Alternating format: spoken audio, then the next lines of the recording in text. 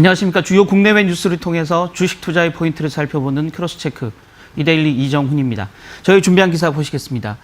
개인들의 주식시장 매수 행보가 굉장히 가파르게 나타나고 있죠. 관련돼서 지난 2008년, 9년 글로벌 금융위기 때 상황들 대비해서 좀 점쳐보겠고요. 시젠 지금 코로나 진단 시약 키트로 지금 일약 글로벌 스타로 발돋움하고 있는 시젠의 행보를 좀 살펴보도록 하겠습니다. 이 위기 이후에 주도주가 또 바뀌지 않을까라는 기대감들이 좀 시장 내에 나오고 있는데요. 그 부분들 미리 좀 살펴보는 시간 가져보겠습니다. 기사 본문 보실 텐데요.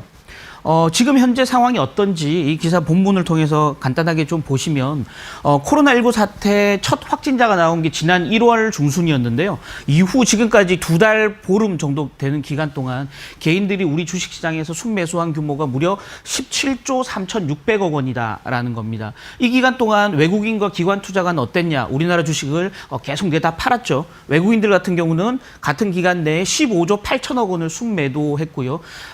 거의 규모로 보면 외국인이 매도한 물량들을 개인들이 다 받아냈다라고 말해도 과언이 아닐 정도고요. 기관 투자가들 역시 3조 5천억 정도 순매도에 가담하면서 기관과 개인 외국인들이 팔고 있는 주식을 개인들이 다 받아내는 양상을 보이고 있다라는 겁니다.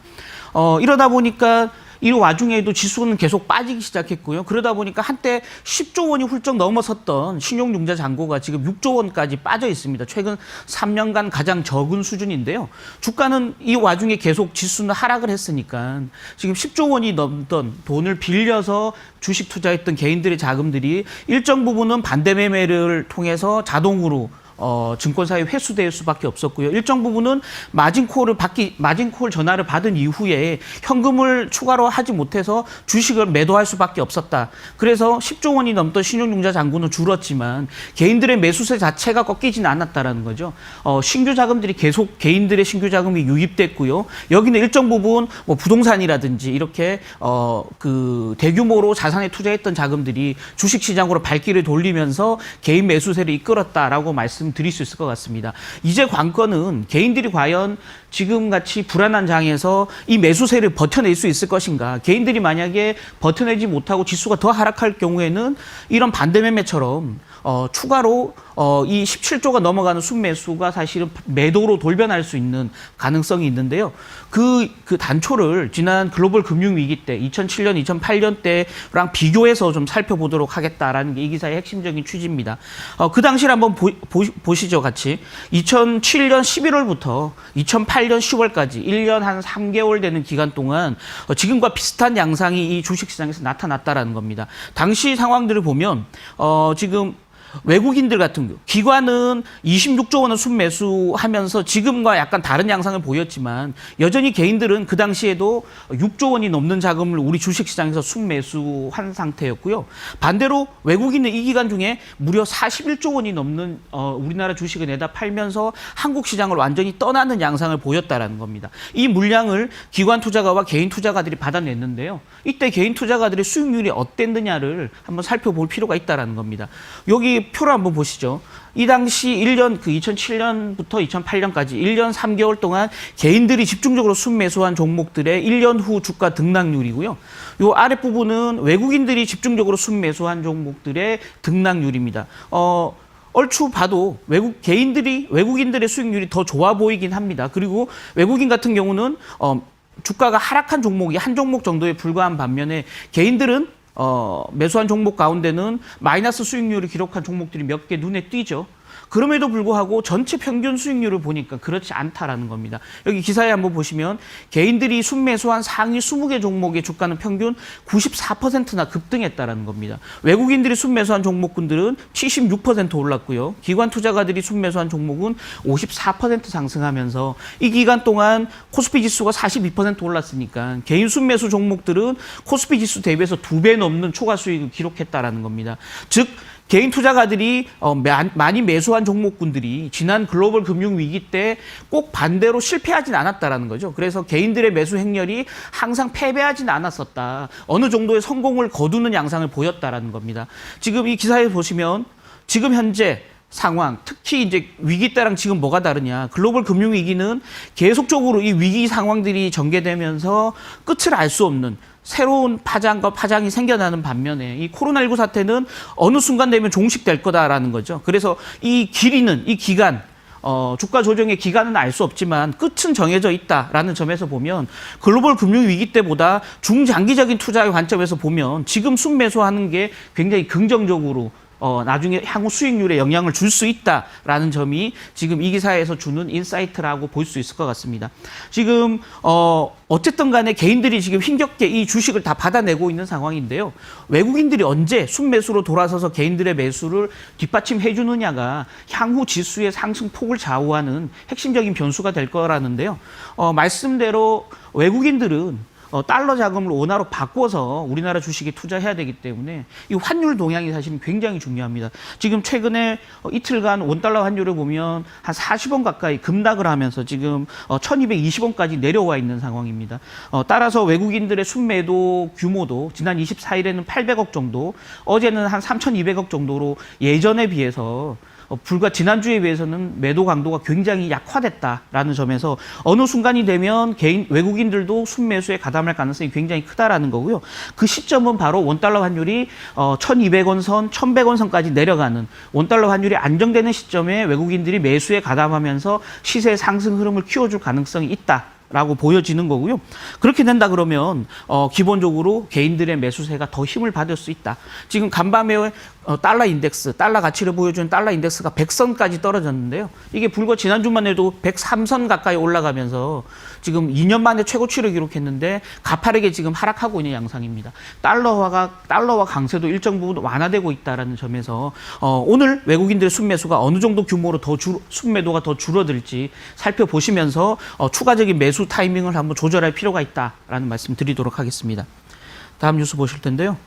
다음 뉴스는 시젠 얘기입니다. 어제 문재인 대통령이 코로나 진단 키트를 개발하는 국내 대표 업체인 시젠 공장을 직접 방문해서 이 시젠 대표와 연구진들을 굉장히 격려하는 그런 어떤 행사를 가졌는데요. 문재인 대통령이 왜 이 시젠이라는 회사에 직접 방문을 했느냐. 어제 밤에 문재인 대통령과 트럼프 미국 대통령이 1시간여 가까이 국제 통화를 했죠. 그러면서 트럼프 대통령이 한국에서의 코로나19 사태 대응에 대한 질문들을 많이 던졌고요. 또 한국에서 빠르게 진행되는 코로나 그 진단 검사에 대한 관심을 굉장히 드러내면서 한국이 가지고 있는 코로나 진단 그 시약 키트를 미국에 공급해주면 어떠냐라고 제안을 했고요. 문재인 대통령이 그에 대한 화답으로 공급량, 재고량 또 미국의 수출 가능성을 타진하기 위해서 시젠 공장을 어제 직접 방문했다라고 말씀드릴 수 있을 것 같습니다.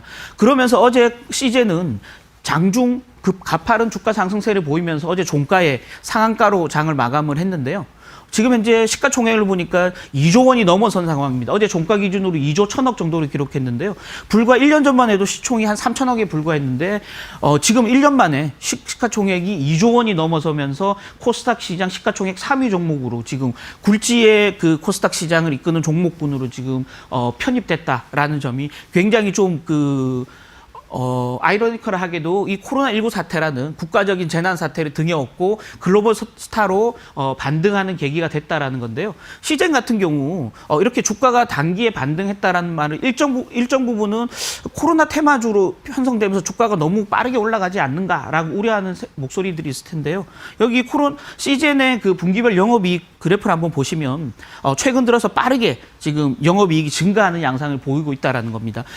작년까지만 해도 전체 그 매출의 한 40%가 해외 시장에서 발생했다면 지금 1분기 중에는 무려 지금 90% 가까이가 해외로 수출되고 있다라는 겁니다. 물론 그 배경에는 국내의 시젠을 제외한 다른 업체들, 지금 업체들을 보니까 수젠텍, 랩지노믹스 이런 업체들이 진단 키트를 같이 개발하면서 시젠은 해외 시장에 좀 집중할 수 있는 여력이 생겼다라는 건데요. 이렇게 해외 비중이 늘어나면서 가파르게 영업이익과 매출이 늘어나고 있다. 시젠은 지금 펀더멘털리하게도 주가 상승을 반영해주고 있다라는 점에서 향후 주가가 좀 더 시세를 탈 가능성이 굉장히 있다라는 거고요.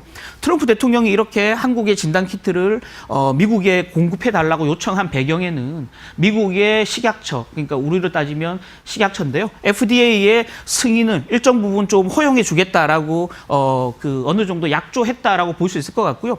CJ는 빠르면 그 다음 주나 그 다음 주부터 FDA 승인이 나기 이전에 이미 미국으로 좀 어느 정도 물량을 수출하기 시작할 것이다라고 지금 계획을 세우고 있는데요.